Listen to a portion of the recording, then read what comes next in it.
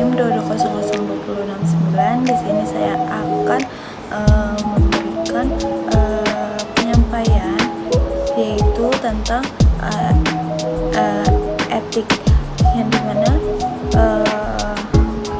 dosen pengampu saya yang terhormat kepada Dr. Hanif Al-Kardi MPD dan Ibu Dr. Merika Setiawati MPD. Dalam pengertian etik secara umum, kode etik merupakan sistem norma, nilai, dan aturan profesional tertulis yang secara tegas mengatakan apa yang benar dan tidak benar, apa yang baik dan apa yang tidak baik. Kode etika menyatakan perbuatan apa saja yang harus dilakukan untuk diperbuatkan, yang harusnya dihindari. Singkatnya, kode etik adalah suatu pola aturan, tata cara, pedoman, dan batasan ketika melakukan suatu kegiatan atau pekerjaan dengan tujuan meningkatkan kualitas anggota perusahaan. Dengan fungsi kode etik, menurut Bigas dan Blocher tahun 1986 pada buku halaman 10, bahwa fungsi dan dari kode etik adalah satu, melakukan suatu profesi dari campuran tantangan pemerintah, yang dimana dengan adanya kode etik ia mengatur hubungan antara praktis humas dan pihak pemerintah akan semakin memperjelaskan tentang apa yang boleh dilakukan, apa yang tidak boleh dilakukan. Dan selanjutnya ada mencegah terjadinya pertentangan inter dalam suatu profesi, yang dimana dengan adanya kode etik humas akan memberikan penjelasan tantangan bagaimana cara menjalani hubungan yang baik dengan rekan kerja, yang terutama akan sangat berpengaruh terhadap pihak dari organisasi sendiri dan dari para anggota masing-masing di dalam suatu lembaga. Dan selanjutnya ada melindungi para praktis dari kesalahan praktik suatu profesi. Dengan adanya etik teratur sangat berkualitas dengan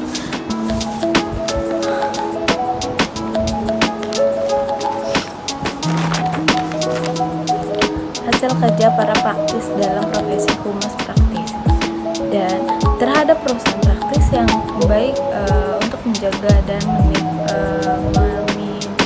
analisis sekecil apapun kesalahan dalam bekerja serta menjaga norma baik profesinya.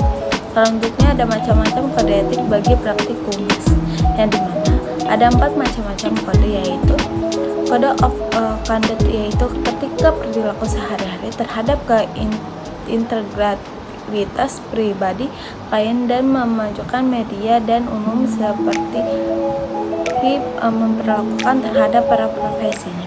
Selanjutnya kode of profession, yang dimana yaitu etika dalam melaksanakan tugas atau profesi humas.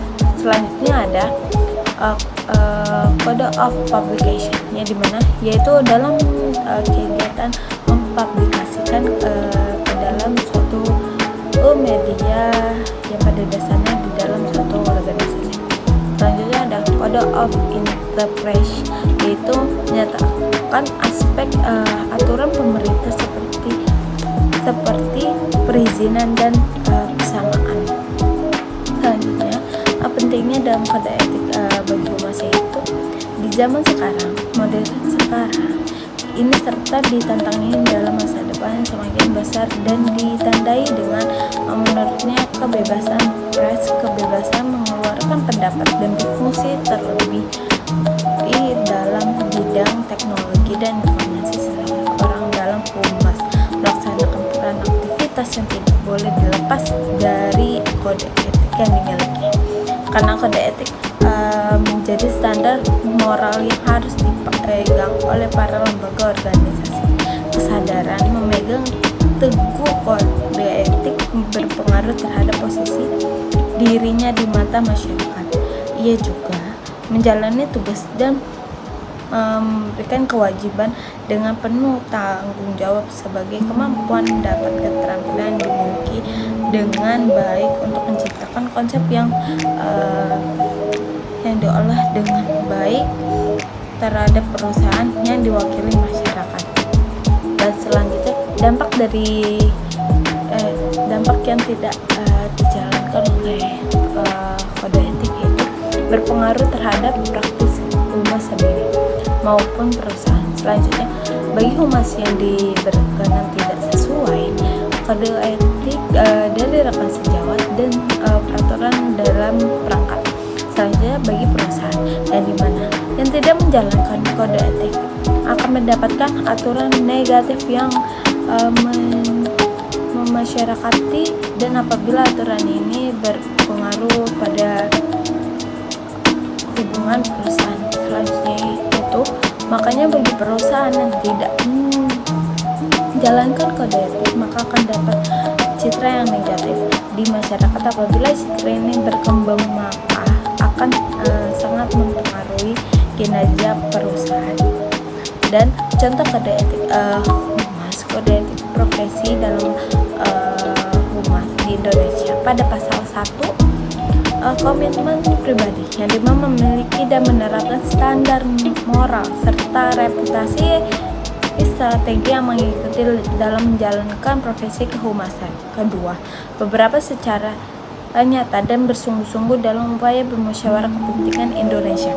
Selanjutnya pada pasal 2, perilaku terhadap klien atau aturan yang dimana berlaku pada bujur dalam berhubungan dengan klien atau atasan, menjalani rahasia kepercayaan yang diberikan oleh klien atau atasan, dan yang tidak boleh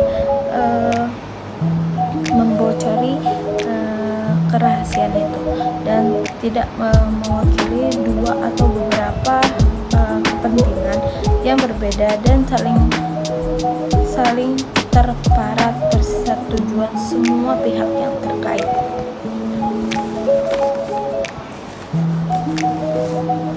Baik, mungkin itu saja yang dapat saya sampaikan. Kurang lebihnya mohon maaf. Wassalamualaikum warahmatullahi wabarakatuh.